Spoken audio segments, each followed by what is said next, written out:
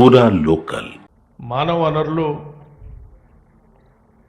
చాలా అతి ముఖ్యమైనటువంటి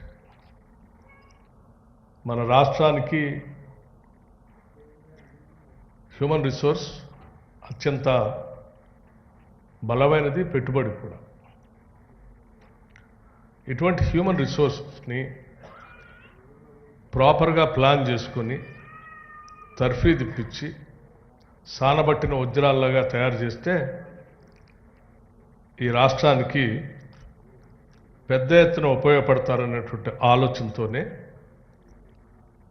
ఈరోజు రాష్ట్ర ముఖ్యమంత్రి రేవంత్ రెడ్డి గారి నాయకత్వంలో ఉన్నటువంటి ప్రజాప్రభుత్వం ఇందిరమ్మ రాజ్యం ఆలోచన చేసి దేశంలోనే అత్యున్నతమైనటువంటి యూపీఎస్సీకి ప్రిపేర్ అవుతున్నటువంటి తెలంగాణ విద్యార్థులకి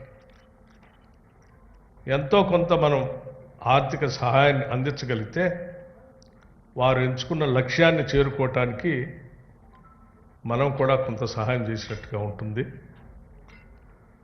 మనం చేసే సహాయమే మొత్తం సహాయం కాకపోయినప్పటికీ కొంత మనోధైర్యాన్ని, కొంత ఉపశమనాన్ని కలిగించడానికి ఉపయోగం ఉంటుంది. కాబట్టి తప్పనిసరిగా మన రాష్ట్ర తరఫున చేయాలన్నటువంటి ఆలోచనతోనే Rajiv Gandhi civil Abhayahastam, civil services Abhayahastam అని ఓ పథకాన్ని తీసుకొని ప్రిలిమినరీ ఎగ్జామ్స్లో ప్రిలిమ్స్లో పాస్ అయ్యి ఉత్తీర్ణులై మెయిన్స్ పోతున్నటువంటి వాళ్ళందరికీ ₹1,00,000 చెక్ అందించాలని, తద్వారా ఎక్కడో దగ్గర వాళ్ళు కోచింగ్కి వెళ్ళి ఆ కోచింగ్ ఫీజు కొంత పనికి వస్తున్నటువంటి ఆలోచనతో మొదలుపెట్టిన కార్యక్రమమే ఇది. ఆ తర్వాత మెయిన్స్లో కూడా ఉత్తీర్ణులై ఇంటర్వ్యూకి పోతున్నటువంటి వాళ్ళను కూడా ప్రోత్సహించాలి. వాళ్ళు ఢిల్లీ దాకా వెళితే అక్కడ ఉండటానికి కావాల్సిన కొద్ది ఖర్చులకి, లేకపోతే కోచింగ్ కోసం కొద్ది ఖర్చులకు ఉపయోగపడుతున్నటువంటి ఆలోచనతో వాళ్ళకు కూడా ఇంకొక ₹1,00,000 చెక్ ఇవ్వాలన్నటువంటి ఆలోచనతో ఈ కార్యక్రమాన్ని ఈ రాష్ట్ర ప్రభుత్వం మొదలుపెట్టి విజయవంతంగా ఇది 2వ సంవత్సరం తీసుకొని వెళ్తూ ఉన్నాం. మొదటి సంవత్సరం ఇచ్చినటువంటి 140 మందిలో ఒక 10 మంది మెయిన్స్ వచ్చారు. మెయిన్స్ నుంచి అంతిమంగా ఇంటర్వ్యూ అయిపోయిన తర్వాత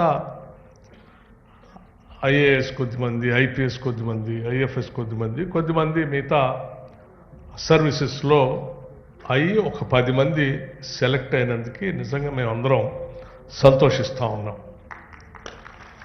కాదు ఇప్పుడు మాత్రం ఇంకెక్కువగా ఆశిస్తూ ఉన్నాం. ఇప్పుడు 178 మంది ప్రిపేర్ అవుతూ ఉంటే సంఖ్య పెరగాలని బలంగా కోరుకుంటున్నాం.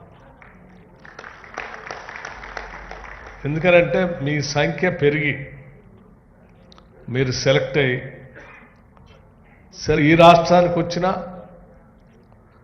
ఏ రాష్ట్రానికి మీకు అలాట్మెంట్ అయినా, ఎక్కడ ఉన్నా కానీ మీ తల్లిదండ్రుల్ని ఎంత ప్రేమిస్తారో ఈ రాష్ట్రాన్ని కూడా అంతే ప్రేమిస్తారు.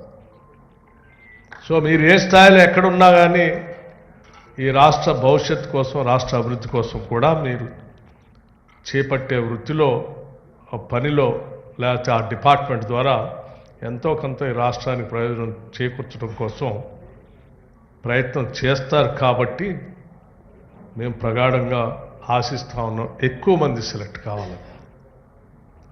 ఎంత ఎక్కువ మంది అంటే ఇండియాలో తెలంగాణ నుంచి హయ్యెస్ట్ నెంబర్ సివిల్ సర్వెంట్స్గా సెలెక్ట్ అయ్యారు అనేంత నంబరు రావాలని బలంగా కోరుకుంటున్నాం ఈ రాష్ట్రం నుంచి. దానికోసం ఈ రాష్ట్ర ప్రభుత్వం ఏమి చేయడానికైనా సిద్ధంగా ఉంది.